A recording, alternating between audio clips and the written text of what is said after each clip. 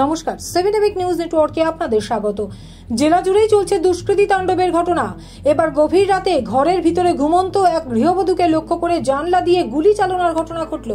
ঘটনাস্থল উত্তর 24 পরগনা জেলার হারোয়ার মোহনপুর গ্রাম পঞ্চায়েতের পশ্চিম মোহনপুর এলাকা। আশঙ্কাজনক অবস্থায় কলকাতার হাসপাতালে চিকিৎসা চলছে ওই গৃহবধূর। বছর 27-এর গুলিবিদ্ধ গৃহবধূর নাম শম্পা দাস। জানা গেছে কয়েক বছর আগে শম্পা দাসের সাথে বিয়ে হয়েছিল মিনাখার ধুতুরদহ এলাকার বাসিন্দা অসিত সর্দারের। তাদের একটি পুত্র সন্তান রয়েছে। সম্প্রতি এই দম্পতির মধ্যে বিবাহ বিচ্ছেদের মামলা চলায় বাবা রঘুনাথ দাসের বাড়িতেই থাকছিলেন শম্পা। আর তারই মধ্যে এদিন রাতে ঘুমন্ত অবস্থায় শম্পা দাস নামের ওই গৃহবধূকে লক্ষ্য করে জানলা দিয়ে হঠাৎই গুলি চালায় দুষ্কৃতীরা। আর ঘটনার পরেই পরিবারের লোকজনের চিৎকার চেঁচামেচি শুনে স্থানীয় বাসিন্দারা ওই বাড়িতে ছুটে এলে বেগতিক বুঝে আগ্নেয়াস্ত্রটি ফেলেই সেখান থেকে চম্পট দেয় দুষ্কৃতীরা। কি কারণে, কে বা কারা গুলি চালালো কিছুই বুঝে উঠতে পারছেন না আক্রান্তের পরিবারের মানুষজন সহ প্রতিবেশীরা।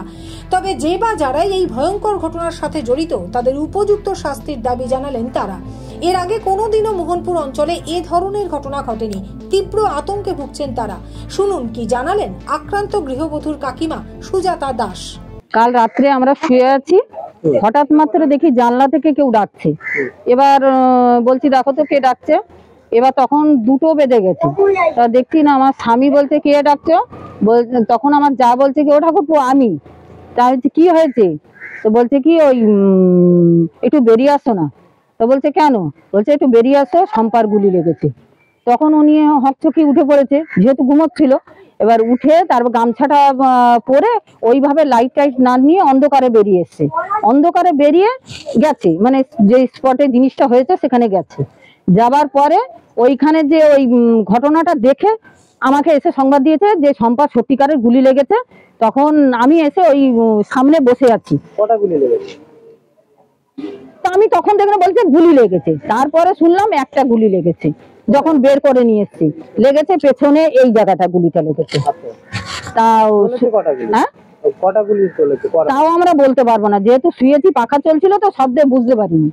এবার তখন ওই গুলি যাওয়ার শব্দে বলছে যে গুলি লেগেছে। তখন বলতে তা বলছি, তখন মেজদা বলছে একে ওকে ডেকে টেকে, তা বলছে কি যখন যাবো এটাকে তো থানাকে জানাতে হবে, না জানালে এটা পুলিশ কেস।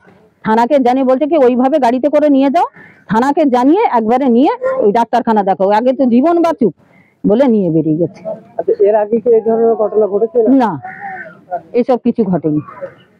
এই প্রথমবার এই মোহনপুর অঞ্চলে 27 বছর বিয়ে হয়েছে, এরকম ঘটনা কোনোদিনই শুনিনি যে মোহনপুরে এরকম গুলিগালা চলেছে। এটা কি আতঙ্কিত লাগছে?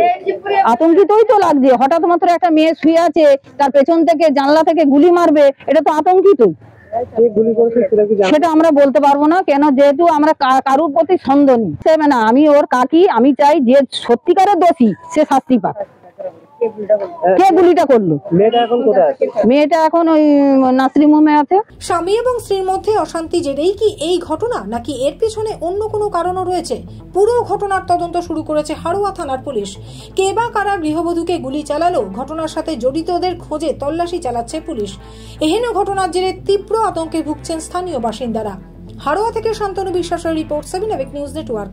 আরো বিভিন্ন খবরের আপডেট জানতে হলে অবশ্যই সাবস্ক্রাইব করুন 7 এবিক নিউজ নেটওয়ার্ক চ্যানেলটি, কারণ আপনাদের একটা সাবস্ক্রিপশন আমাদের কাছে অত্যন্ত মূল্যবান। জয় হিন্দ।